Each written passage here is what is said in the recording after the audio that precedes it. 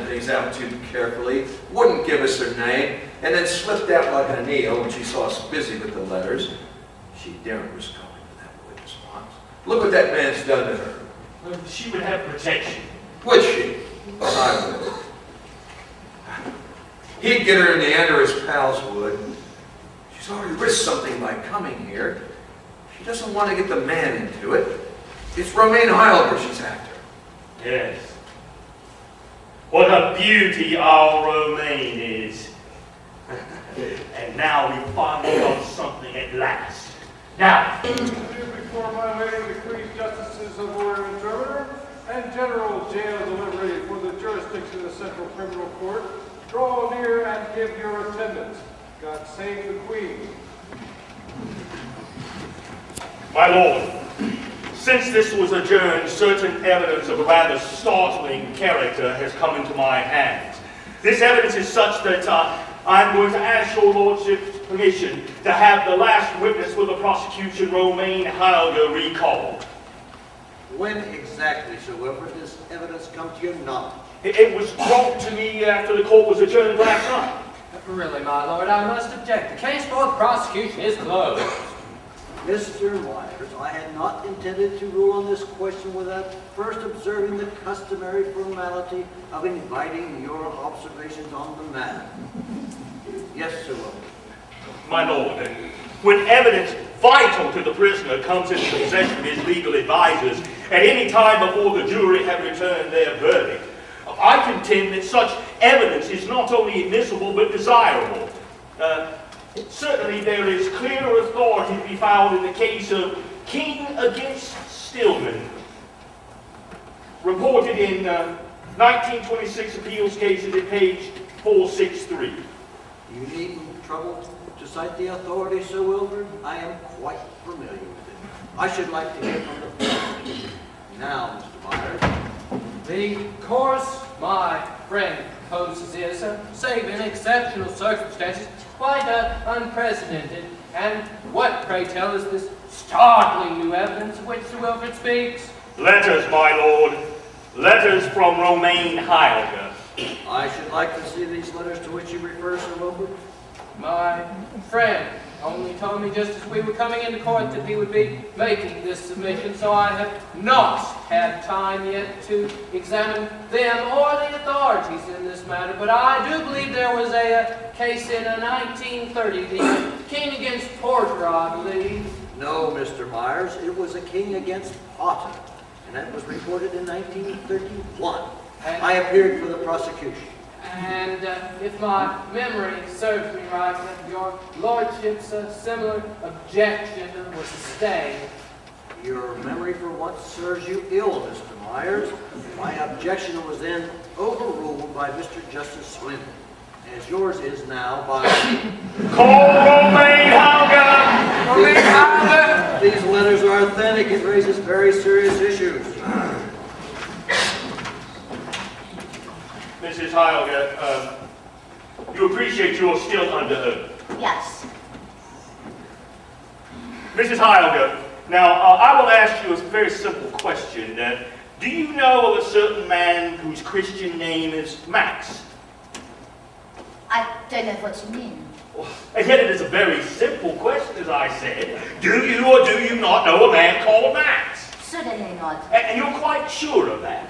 I've never known anyone called Max, never. And yet I believe it is a fairly common Christian name, or a contraction of a name in your country. And you're certain you have never known of anyone by that name? Oh, in Germany, yes. Perhaps. I do not remember. It is a long time ago. Oh, I shall not ask you to throw your mind such a long way back as that. A few weeks ago will suffice. Let us say the 17th of October last. What have you got there? A letter. I don't know what you mean. I'm talking about a letter written on the 17th of October. You remember that date, perhaps? Not particularly. Why? I suggest on that day that you wrote a certain letter to a man called Max. I did nothing of the kind. 'Tis all lies you're telling. I don't know what you mean. And this letter was one of a series to the same man, written over a considerable period of time. Lies. All lies. And it would seem you would have been on intimate terms with this How man. dare you say a thing like that? That's not true. The prisoner, in his own interest, will remain silent. I'm not concerned with the overall trend of this correspondence. I'm only interested in this one particular letter. My beloved Max, an extraordinary thing has happened. I believe all our difficulties may be ended. It's a lie. I never wrote that. Where did you get that letter? Who gave it to you? How I came into possession of the letter is irrelevant. You stole it. You are a thief as well as a liar. Or did some woman give it to you? Yes, I am right, am I not? Kindly confine yourself to answering counsel's question. But I will not listen. Proceed, Sir Wilford. You've only heard the opening phrases of this letter. Am I to understand that you definitely deny writing it? Of course I never wrote it.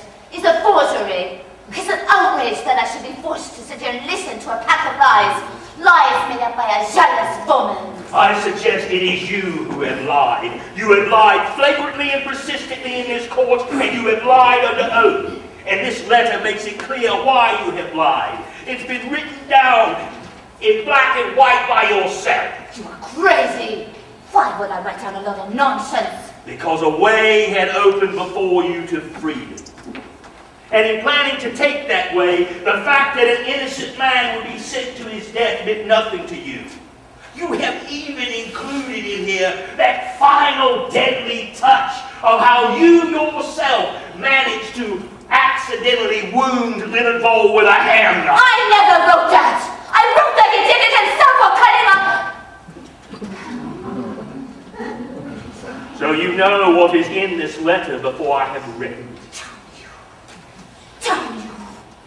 Damn you! Oh, leave her alone. Don't bully her. Let me out of here! Let me go! Give the witness a chair. Sir Wilford, you will now read the letter aloud so the jury can hear it.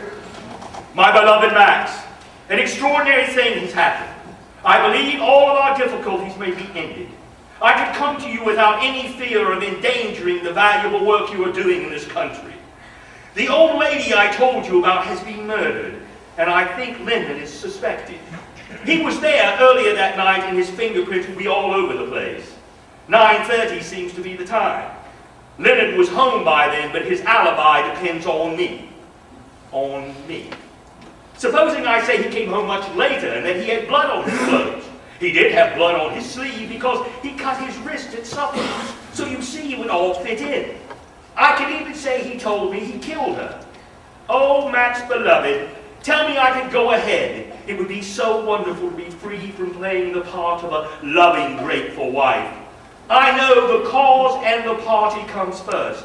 But if Leonard was convicted of murder, I could come to you safely and we could be together for always. Your adoring Romaine. Romaine Heidegger, will you go back into the witness chair?